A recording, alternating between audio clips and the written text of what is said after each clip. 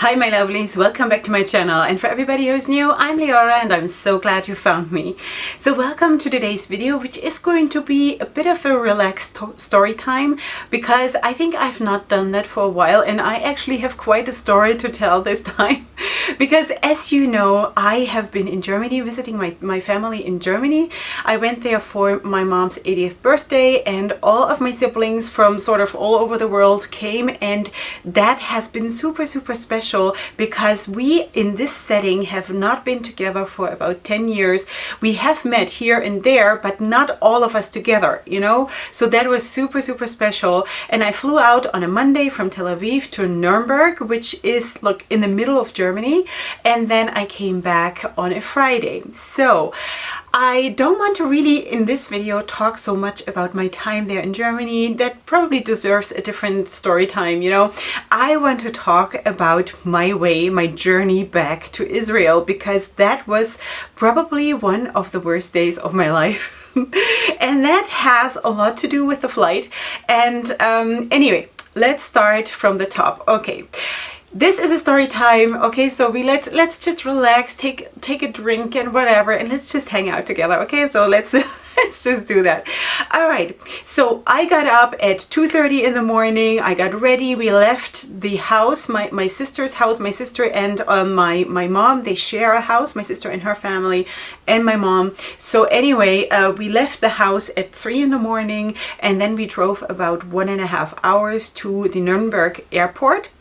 And that it was a good drive. Everything was fine. It's a very small airport, and I'm honestly super happy that RyanAir did now for a couple months fly. Is that true? Did they? I think they only started in October. I think for the half a year, the winter half year, you know, I think they fly from Tel Aviv directly to Nuremberg, which is super practical for me, because that takes me quite close to where I need to go, instead of going to Munich or to Frankfurt, which then takes me another 3 hours to drive home, you know. So anyway, that is super nice. But I think I'm pretty sure that RyanAir said that they're going to stop in March. I don't know if it doesn't pay for them to, you know, do it, whatever.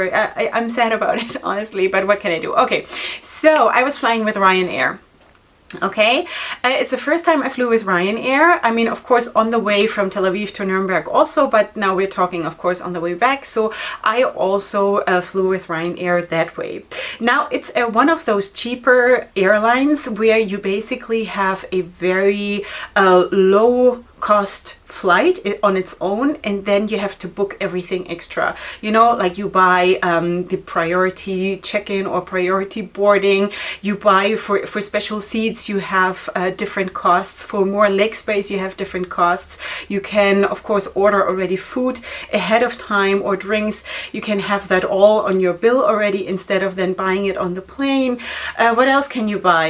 Of course, you have to buy your luggage. That is not included in the price. So if you want to take a 20-kilo suitcase, then you have to buy that. Other than that, you can only take a handbag if you don't buy your extra luggage. So I'm not a pro when it comes to all of these things, but I did my best. I was of course traveling with my little son, my 3-year-old son Tekoa, and I bought 2 times 20 kilos luggage, as far as I knew. On the way out from Israel to Germany, everything was fine. On the way back though, yeah. All right, so I said goodbye to my family. Let's go back to the story. I said goodbye to my family, to my sister and her husband, who had taken Tekoa and myself to the airport. And then, of course, because it's a flight to Israel, we have to go through high security, and that means that all accompanying people cannot stay with you. So we got separated really early on, and I continued on with Tekoa and stood in line for the check-in at the RyanAir counters, and there were 2 counters. So the flight, it was not a big plane. I knew that. I don't really know a lot about like certain types of planes. I would have to ask my oldest son, because he wants to be a pilot one day. So he is really obsessed with planes. He knows everything. I don't. So anyway, it was a small plane. That far I can tell. how much I can tell. Anyway, so they did not need more check-in counters than two. I totally get it. But anyway, it was quite a long line. And I was a bit nervous because I do get nervous, you know, I do deal with anxiety and things like this, and especially when I'm alone and I know that I have a crazy day like this ahead of me. I didn't get enough sleep. Also, all those days before, I didn't get a lot of sleep because we were basically celebrating like 3-4 days in a row, you know, so we were just celebrating life, you know, because it's so nice to be together after such a long time. So anyway, I was really nervous, and I was praying to just have God's grace that everything is going to go well. So I approached one of the counters. They were on one counter was a young man, on the other counter was a young woman. So I got to go to the man because he was the next one available when it was my turn to approach the counter. He was nervous. He was so nervous. Anyway, so I gave him my boarding, you know, like all the information, and he checked it in the computer, and then he said, so why do you have 2 suitcases? I said, well, I booked 2 suitcases. I came with 2 suitcases. So he said, no, you don't.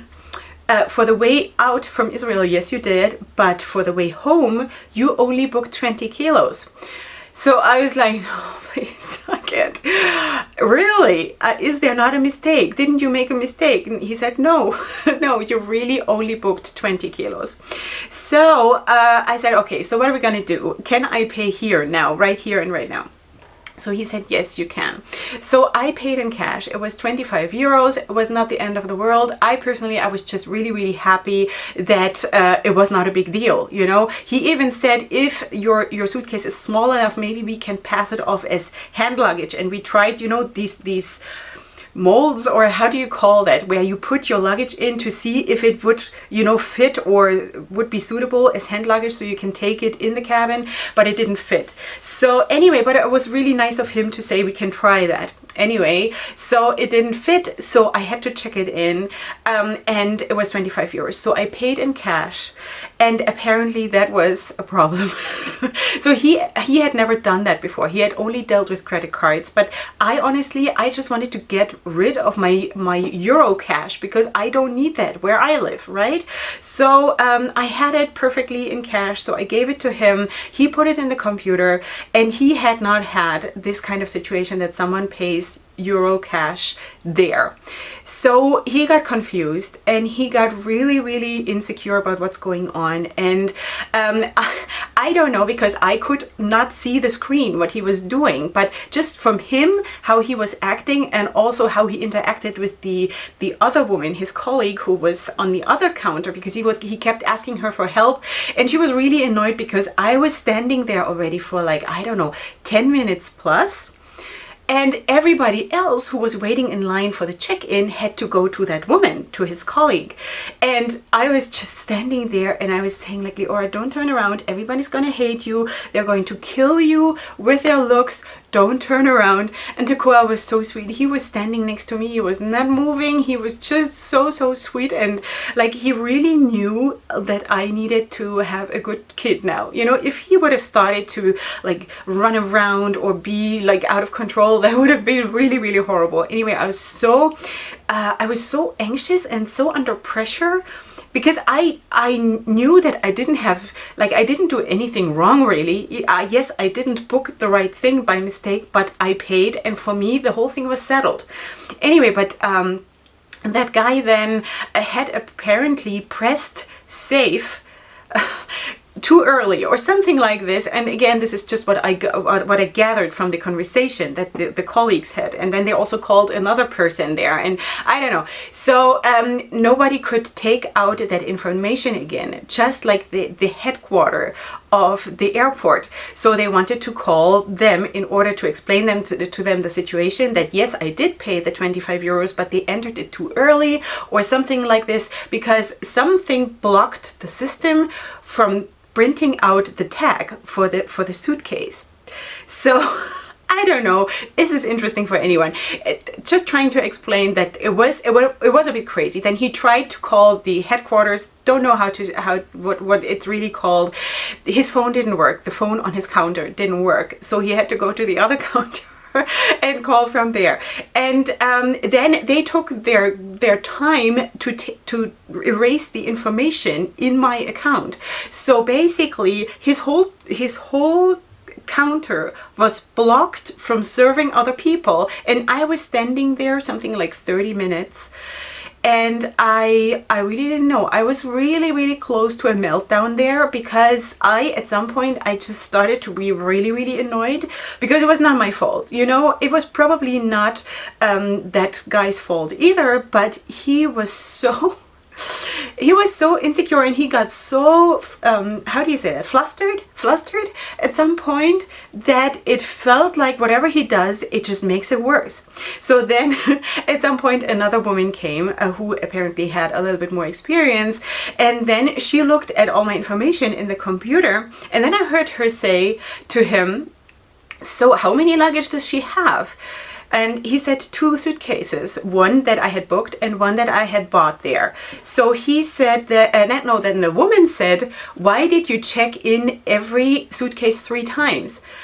I was like, no, please, I can't. So he had to, of course, erase the 2 additional times that he had entered every suitcase. I don't know. Probably he went through the whole system trying to, you know, get it to work, but the system counted it as each time a different suitcase. And I don't know, it was horrible. It was absolutely horrible.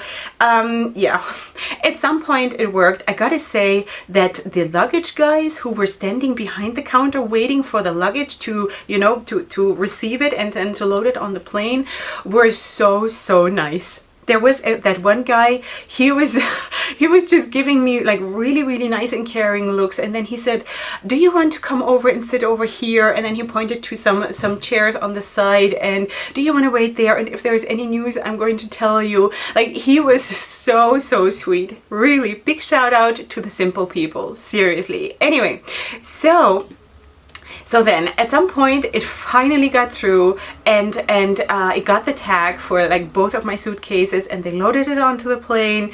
And I thought, okay, so now I have to turn around and face the people.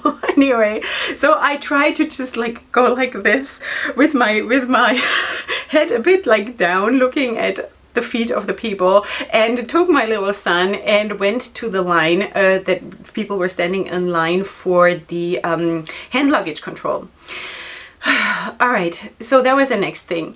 I was standing there in line, and actually I was super surprised that people, my other passengers, my fellow passengers, were so nice to me. They said, why did they keep you there? What happened? You know? And then I said, yeah, there was something in the computer that got stuck, and they couldn't like process my thing, and they were so nice, and they said, come on, you with the kid, go ahead of us in the line. And I said, don't, it's okay, you know.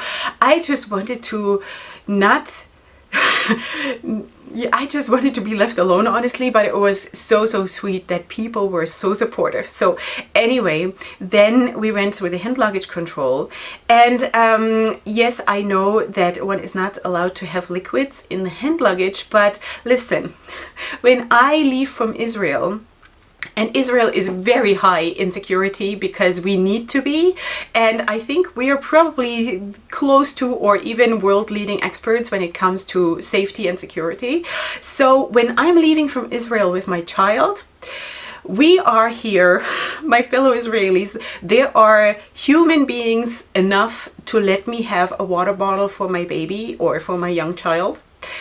But in Germany, I had to pour out my water bottle. My son's water bottle and my own. Okay, so mine I threw out because it was just like a single-use water bottle, but my son has a nice water bottle that I bought for him that has, like, you know, comic stuff on it, whatever. So So I poured out the water bottle, and only then we could go through the security. And actually the personnel was really, really nice. They were joking around with the Koa and making it really, really easy for him, because also he has to go through the security check, and that was really sweet.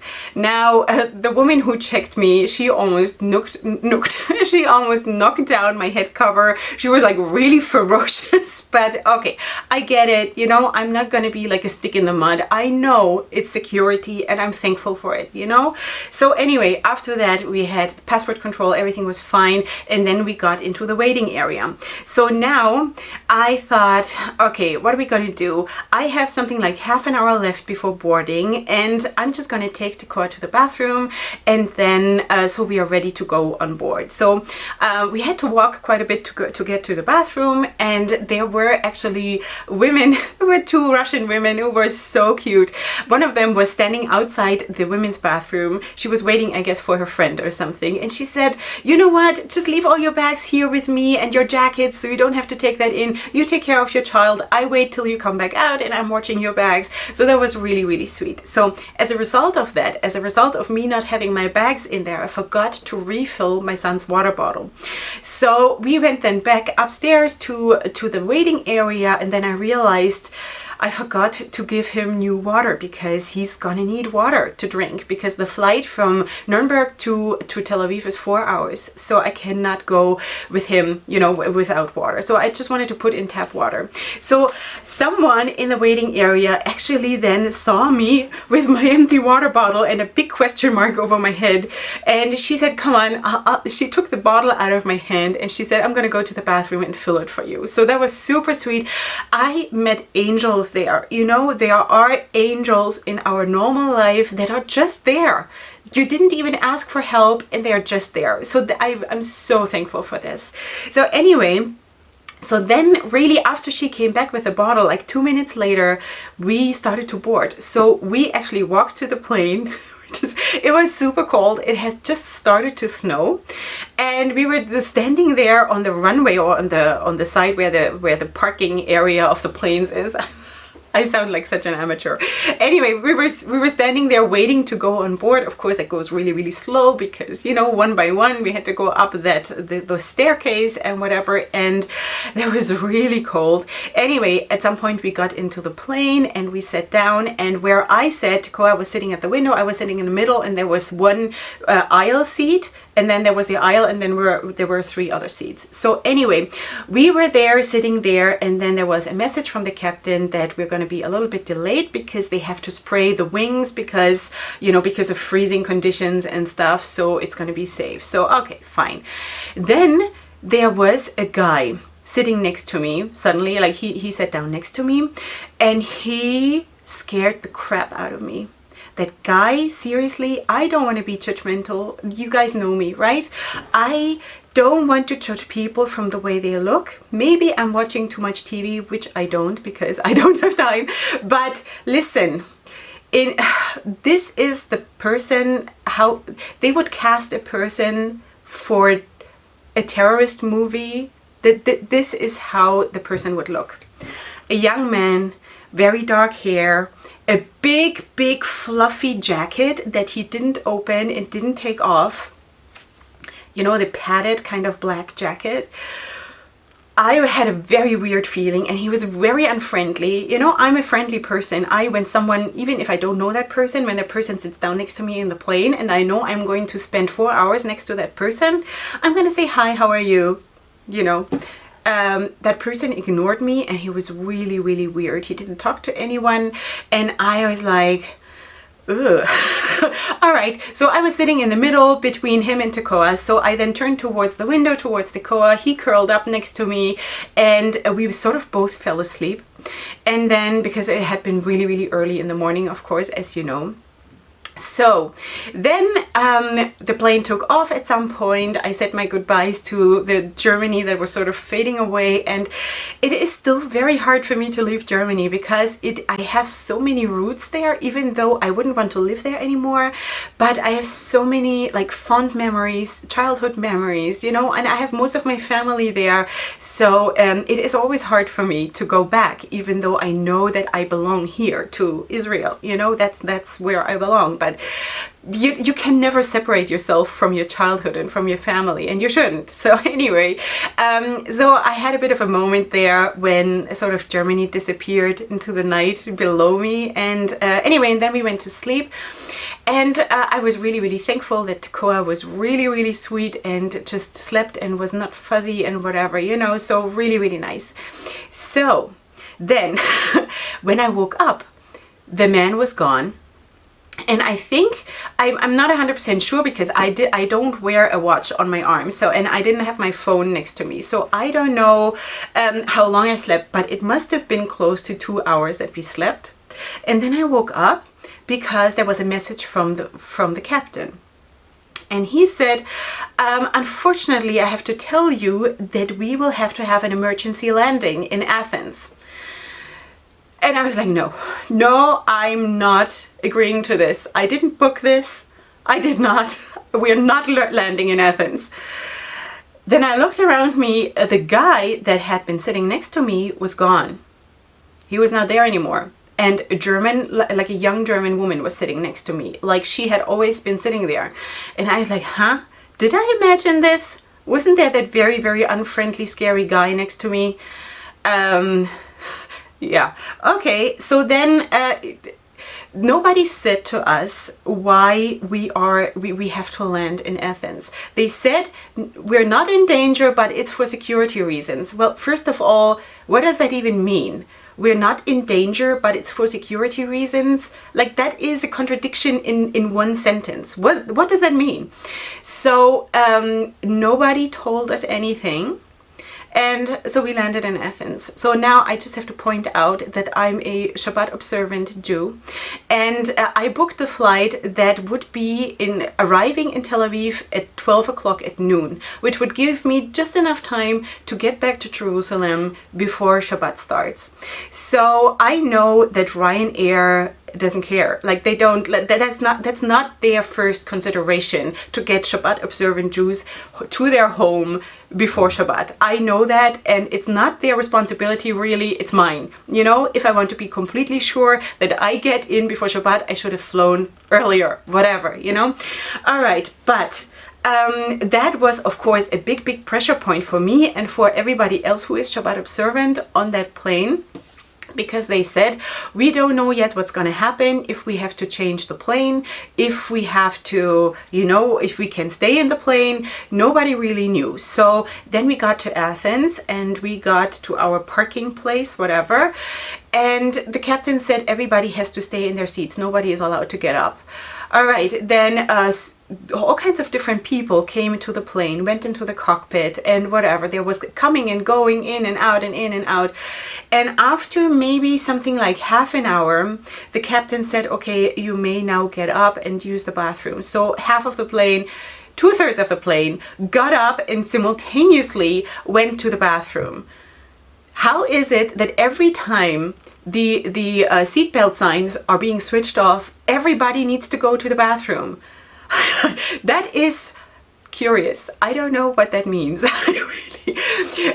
It is very, very interesting to watch the human race on planes, seriously. Anyway, so then after a while, people started to get a little bit, you know, impatient, I guess, because what are we doing? Why are we not being told anything? So people started to ask the flight attendants, is it possible now that we are already having this delay and we are being forced to have an emergency landing in Athens, can we please have a cup of water? Now, in my book, a cup of water is the most normal thing that anyone that asks you on the street or asks you wherever, this is the minimum that you should give a person without asking a question. Now, the flight attendant's answer was, I can't give you water, but I can sell you water. So that is really the reason why I'm making this video, because this is when I started to burn and be really, really furious, because it was not our fault. It wasn't any one of the passengers that had a heart attack or something like this. It was not our fault that that we had to have an emergency landing. You know, we were all inconvenienced. We were all delayed by about 3 hours or a little bit more even, you know. And they cannot have the grace and the, I don't know what, to just give us a bit of tap water. Seriously? That was RyanAir. If you watch this, and I hope you do, and I'm going to make sure to tag this video with RyanAir so you see that someone is talking about you, because that is the part that really pissed me off. And I'm not usually using this kind of language, but that is inhumane. Just so you know, you can sell me water, you can fly on your own, seriously. Anyway, that was ridiculous. You know, there were babies on board, there was my small child on board.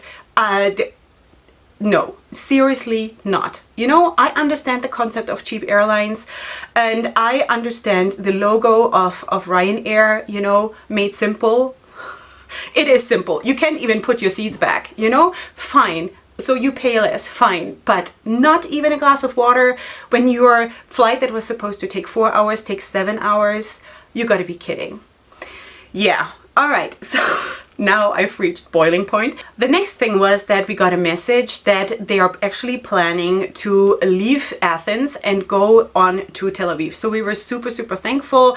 The captain said that they're just finishing off some paperwork because of course this is now counted as a new flight and they need to like apply for new permissions and stuff like that. Totally get it, fine.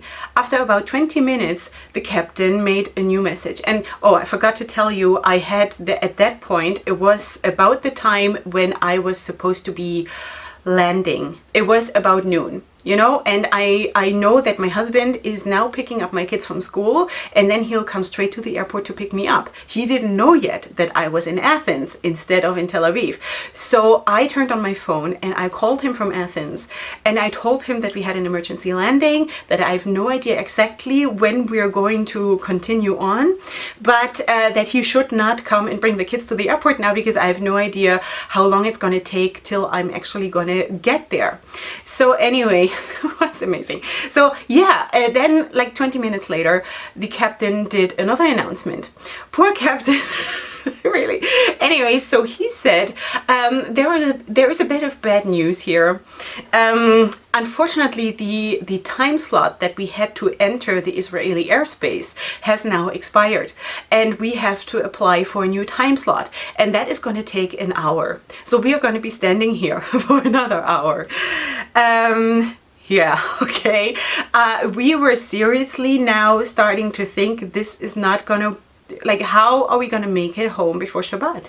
People were starting to complain, and I'm glad that we did, because then I guess the captain put some pressure on whoever is in charge, because after a while he said then that like we're going to be leaving Athens in 30 minutes instead of in 1 hour. So to make a long story short, that was an experience. So they refueled the plane. And then we found out that the reason why we had to have this emergency landing was that one of the flight attendants had got cut. So I was thinking, why do like 200 people or however many people were in that plane have to have an emergency landing, are delayed for 3 hours, are not being given water because one of the flight attendants has been cut? What does that mean? Can we not continue on for 1.5 hours to Israel and she can have her cut taken care of there? Why? I don't get it. I don't know what their, you know, rules are. If, you know, someone breaks a nail or something, that we immediately have to have an emergency landing so we can go to the nail studio and fix it. I don't understand. You know, and if there is a serious problem, then why don't you tell us? Why keeping everything such a, you know, such a secret? So I have my own version of the thing, what really happened, because I think that guy next to me was a problem. I had a feeling about this guy and suddenly he was gone.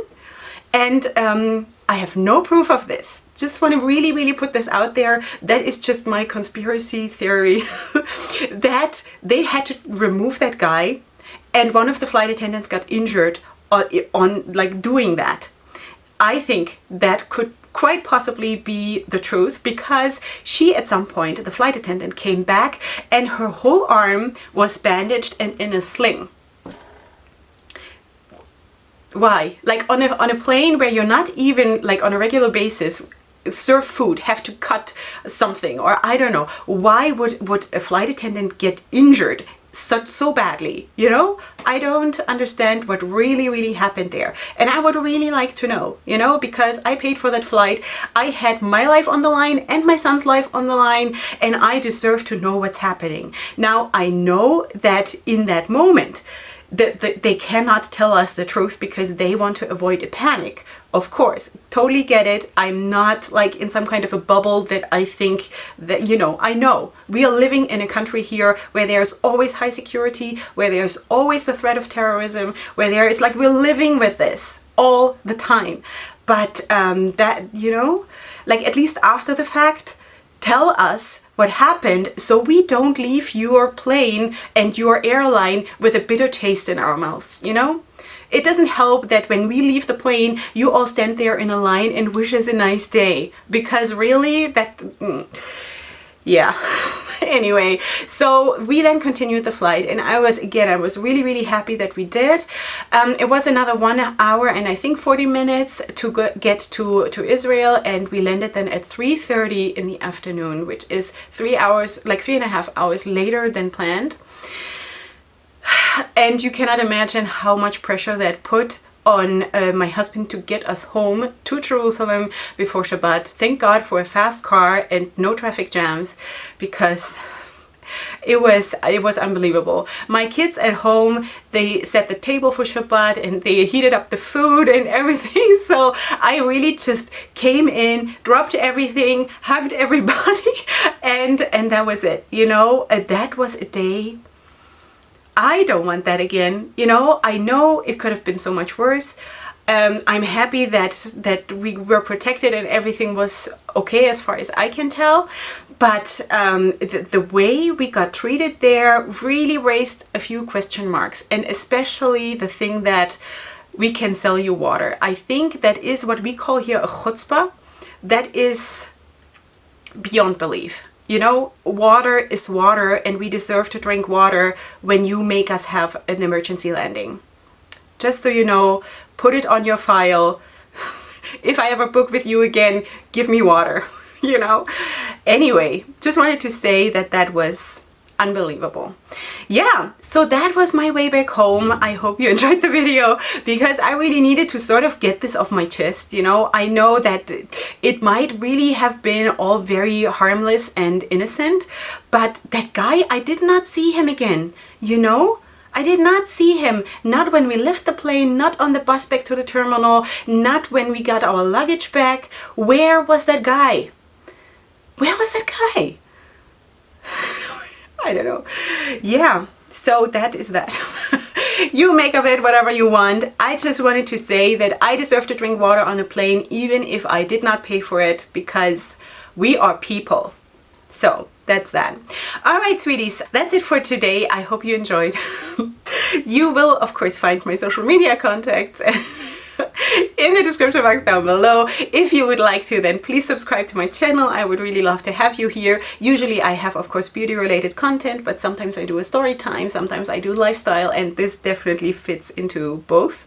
And yeah, so that is just what I wanted to do today. All right, so sweeties, I'll see you here next time for my next video, which is gonna be super soon. And up until then, go ahead and sparkle, drink as much water as you want, and yeah, hugs and kisses. Bye.